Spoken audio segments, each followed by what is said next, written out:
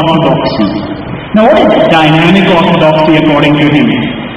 So whereas I understood his dynamic orthodox, I would interpret it for you. That is, first of all, he raised a slogan that was back to Quran and back to Sunnah. That was his orthodox view. That we are not supposed to tolerate on Quran and Hadith.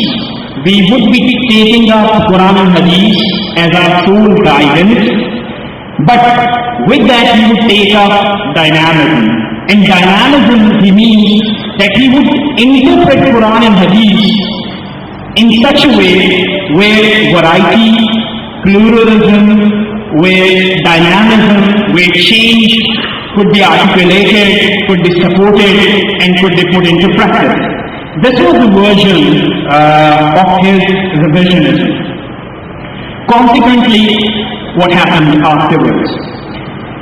He endorsed science completely, as we see and read the Quranic foundations in the structure of the Muslim society, in that he writes that Quran has come to incorporate, to bring compatibility between science and religion.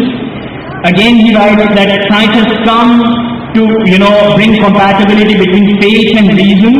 So these were the things which were explicitly explaining his form of revisionism. Then he went on and he said that the Quran has come just to bring advancement in science and technology. And after that, he also has appreciated the role of inductive reasoning so that the world must be maximized and there must be some progress in that. And he was of the opinion that the values lie in the labor, productivity, and the achievement. This is what he writes in the Quranic structure and the foundations of Muslim society.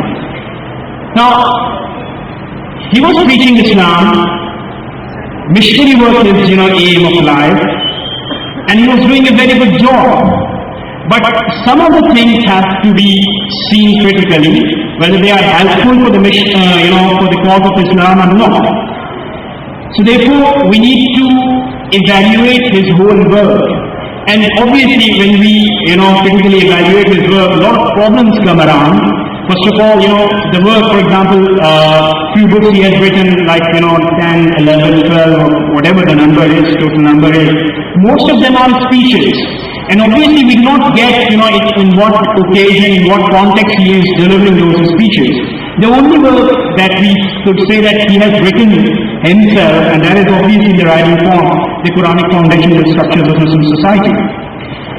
Now we need to see, because why? Because critically we want to see that, first of all, he was claiming orthodoxy, he was claiming Islam, but liberals actually instrumentalize him, and they advocate the position of Dr.Fazlur Rahman Ansari, and they put up their own case, and they put up their own, their own theories, and they support liberalism.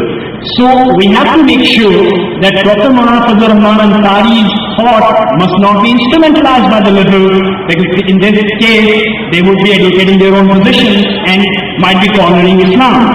Number two, science. When you support science, there is a problem that science has been delegitimized, and the postmodernists are working against that, and it has been explicitly explained that science is not giving something to the Western society, and if it is not giving something good to the Western society, why to borrow from them? So these are the challenges which have been incorporated in his work. But for us, what is important? We must appreciate a couple of things of Dr. Maulana Dr.Fazlur Rahman Ansari. First of all, missionary work, call for Islam, inviting people towards Islam. That is the key of the success of Islam. And this is what, he has established an institute, that he is going to produce, missionaries like him, and you must propagate the message of Islam. You have to adopt positive approach and keep on doing work for the cause of Islam. So missionary work must be continued. But if you are ready to incorporate a lot of things from the West or the capitalistic regime, you have to reevaluate that position, that you should not be instrumentalized by the Westerners or the capitalists, or you should not be committing a mistake that in the future the people have to pay, or the Muslims have to pay something, in return.